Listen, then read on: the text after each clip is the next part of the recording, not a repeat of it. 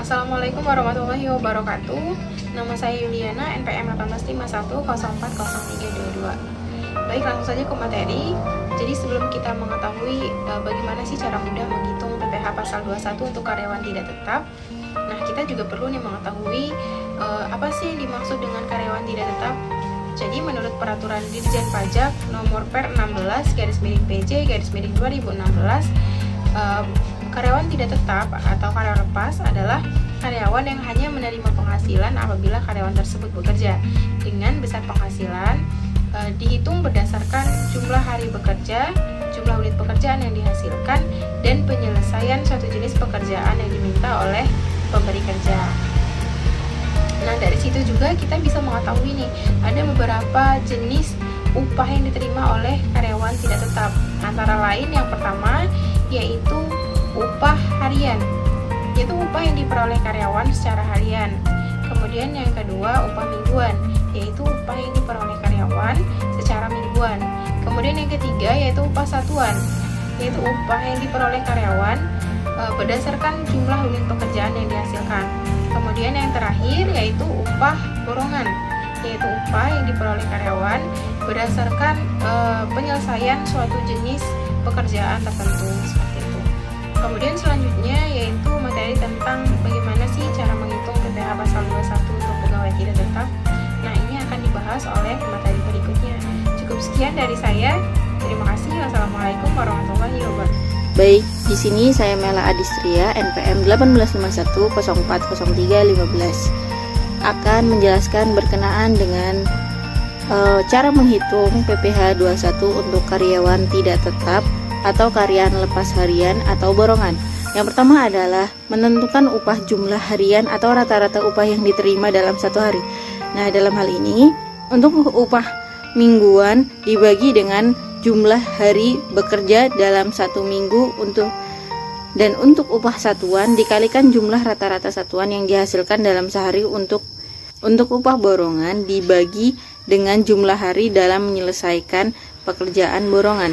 Yang kedua adalah tidak ada PPh 21 yang dipotong jika upah harian kurang dari 450.000 dan jumlah kumulatif dalam satu bulan itu kurang dari 4.500.000. Yang ketiga adalah PPh 21 harus dipotong jika upah harian atau rata-rata upah harian.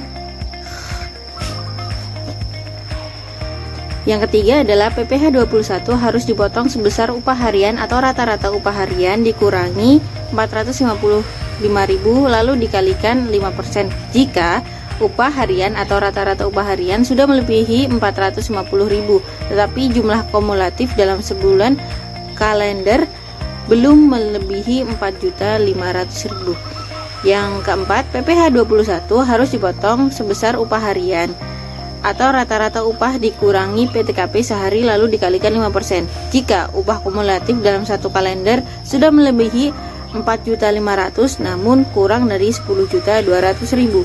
Yang kelima, berlaku tarif pada Undang-Undang Pajak Penghasilan pasal 17 ayat 1 huruf A jika jumlah kumulatif dalam satu bulan kalender sudah melebihi 10.200.000 rupiah.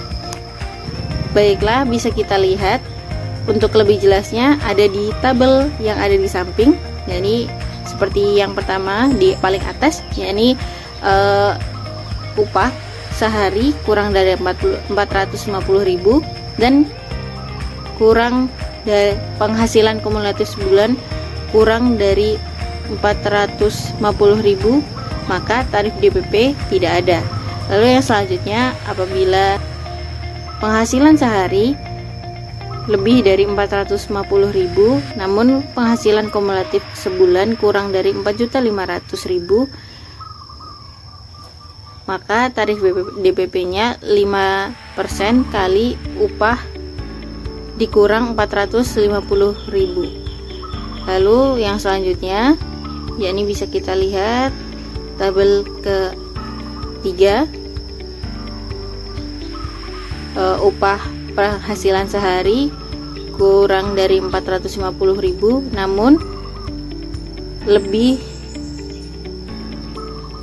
dari 4.500.000 dalam penghasilan kumulatif sebulan, maka tarif dan DPP-nya 5% dikali upah dikurang PTKP per 350.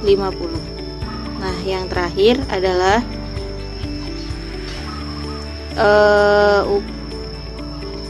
penghasilan dalam sehari lebih atau kurang dari 450.000, tapi penghasilan kumulatif sebulannya itu lebih dari 10.200.000, maka tarif pada Undang-Undang Pajak Penghasilan Pasal 17 ayat 1 huruf A itu diatur oleh undang-undang langsung.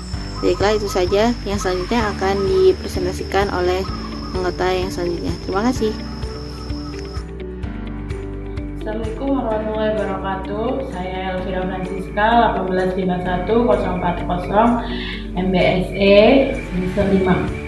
Saya akan menjelaskan tentang PPh pegawai tidak tetap. Saya kebagian contoh soal pegawai tidak tetap harian. Jadi untuk hari ke-8 itu Pak Budi itu dipotong dan seterusnya. Contoh soal harian. Jadi Budi itu statusnya belum menikah. Pada bulan Maret 2016 bekerja pada perusahaan PT Nabati, menerima upah 650 per hari. Berapakah PPh 21 Budi? Jadi gini ya guys. Jadi si Budi ini kan gajinya 660. Jadi sesuai dengan tarif pajak itu tadi jika seseorang pegawai melebihi 450 dalam sehari, gajinya itu akan dikenakan tarif PPh pasal 21. Jadi caranya gimana dong ngitungnya? Cara ngitung PPh 21 ini caranya. Jadi 5% dikali upah dikurangi 450. Jadi upah hariannya itu kan lebih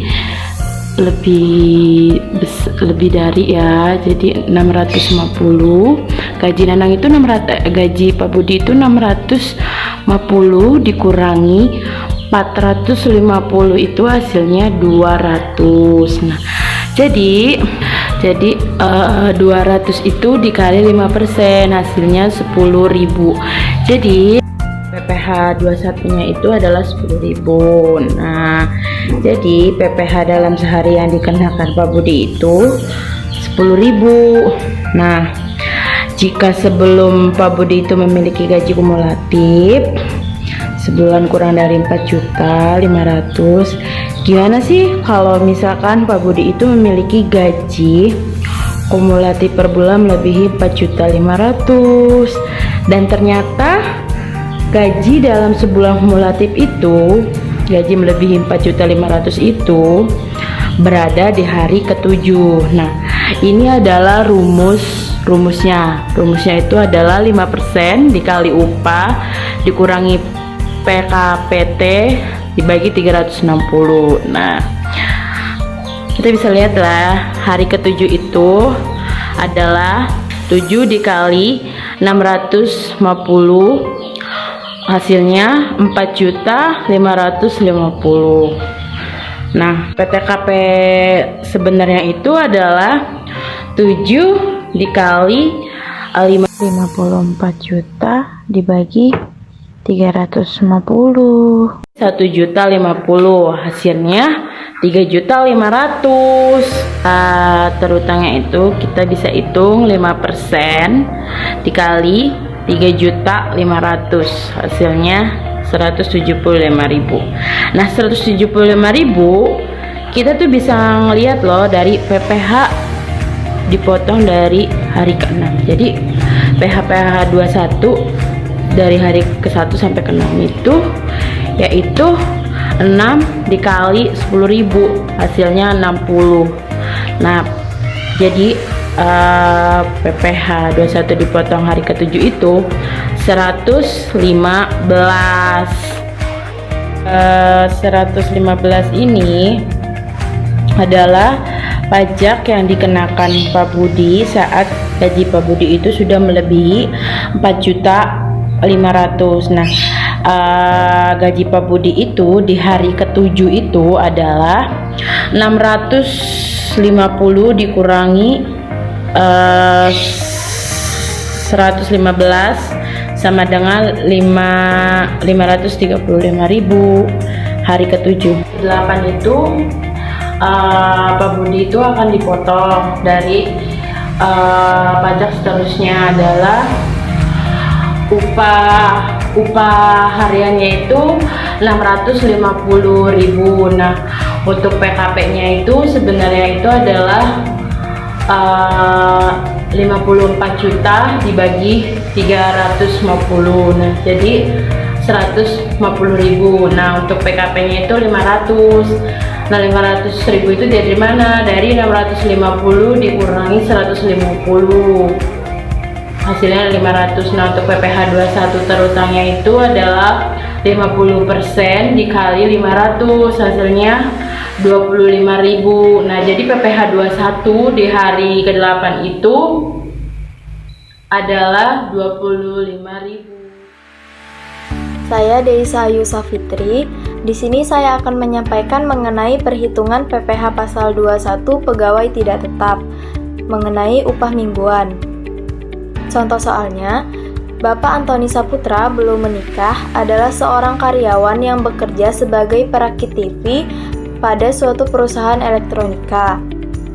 Perolehan upah Antoni dihitung berdasarkan jumlah unit pekerjaan yang dapat diselesaikan, yaitu sebesar 150.000 per TV dan dibayarkan setiap minggu. Dalam satu minggu ada 6 hari kerja. Antoni dapat menyelesaikan pekerjaan sebanyak 20 TV dan upah 3 juta. Berapa PPh 21-nya? Cara menghitungnya yaitu yang pertama kita harus mencari terlebih dahulu upah seharinya dari Bapak Antoni, yaitu dengan cara gaji mingguan dibagi dengan berapa hari kerja. Tadi Bapak Antoni memperoleh gaji seminggunya 3 juta dan 6 hari bekerja. Jadi 3 juta dibagi 6, 500.000. Penghasilan sehari Bapak Antoni adalah 500.000 dan itu lebih besar dari 450.000, sehingga Bapak Antoni membayar pajak PPh pasal 21 dengan tarif 5%. Kelebihan kena pajaknya adalah 500.000 dikurang dengan 450.000, yaitu 50.000. Upah seminggu terutangnya adalah 50.000 dikali 6 hari, karena 6 hari Pak Antoni bekerja, yaitu 300.000. PPh 21 yang dipotong mingguan adalah 5% dikali dengan 300.000, yaitu 15.000. Jadi pajak yang harus dibayarkan oleh Pak Antoni setiap minggunya adalah 15.000. Sekian yang dapat saya sampaikan. Terima kasih. Baik, kemudian saya akan melanjutkan dengan perhitungan PPh 21 pegawai harian lepas. Perhitungan PPh 21 pegawai harian lepas ini terdiri dari 3, yaitu upah satuan, kemudian upah mingguan, dan juga upah borongan. Di sini saya akan mencontohkan soal untuk upah borongan. Yang pertama soalnya yaitu Pak Sutrisno adalah seorang buruh harian lepas. Hari ini dia mendapatkan sebuah pekerjaan untuk memperbaiki sebuah ruko dengan upah borongan 4 juta rupiah. Pekerjaan tersebut dapat selesai dalam waktu 5 hari. Maka, berapakah potongan PPh 21 yang didapat Pak Sutrisno?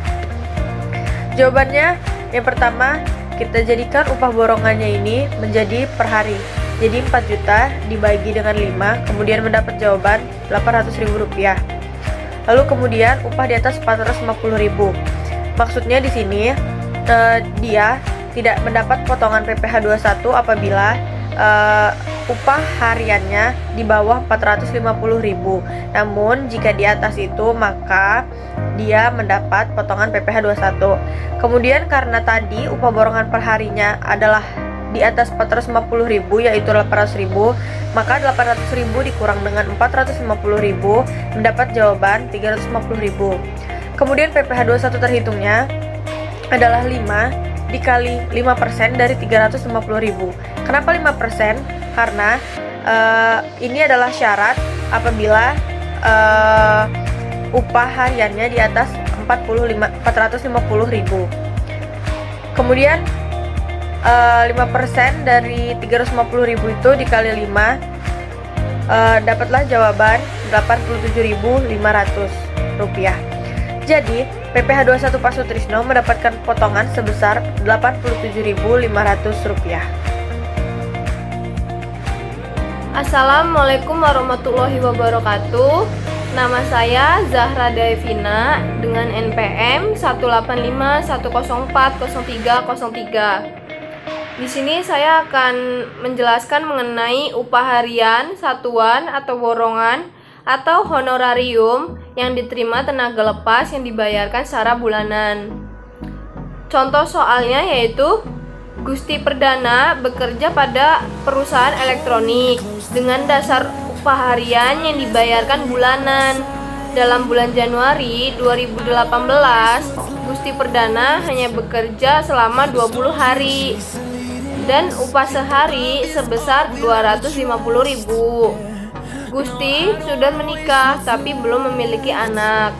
Berapa PPh 21 bulan Januari? Penyelesaiannya yaitu upah Januari 2018 sama dengan 20 ini didapatkan dari selama dia bekerja selama 20 hari dikali 250.000 sama dengan 5 juta. Penghasilan neto selama setahun 5 juta dikali 12 sama dengan 60 juta. PTKP karena K0 karena dia sudah menikah namun belum memiliki anak. PTKP K0 sama dengan 58.500. PKP sama dengan 60 juta dikurang 58.500 sama dengan 1.500.000. Kemudian PPh 21 terutang setahun sama dengan 5% dikali 1.500.000 sama dengan 75.000. PPh 21 terutang sebulan 75.000 dibagi 12 bulan sama dengan 6.250. Pada bulan yang sama di bulan Januari, Gusti Perdana menerima bonus kerja dari perusahaan sebesar 6 juta. Berapa total PPh 21 terutang bulan Januari? Penyelesaiannya yaitu masih sama seperti yang sebelumnya. Upah Januari 2018 sama dengan 20 dikali 250 sama dengan 5 juta. Penghasilan selama setahun 5 juta dikali 12 bulan sama dengan 60 juta. Bonusnya tadi itu 6 juta ditambah hasilnya penghasilan itu setahun 66 juta. PTKP K0 58.500. PKP 66 juta. 66 juta ini didapatkan dari penghasilan itu selama setahun dikurang 58.500 sama dengan 7.500.000. PPh 21 terutang gaji plus bonus sama dengan 5% dikali 7.500.000 sama dengan 375.000. PPh 21 terutang bonus sama dengan 375.000 dikurang 75.000 sama dengan 300. Sehingga total PPh 21 Gusti Perdana pada bulan Januari adalah sebesar 300.000 ditambah 250 sama dengan 306.250. Sekian dari saya. Jika ada salah kata saya mohon maaf. Kepada Allah saya mohon ampun. Saya akhiri. Wassalamualaikum warahmatullahi wabarakatuh.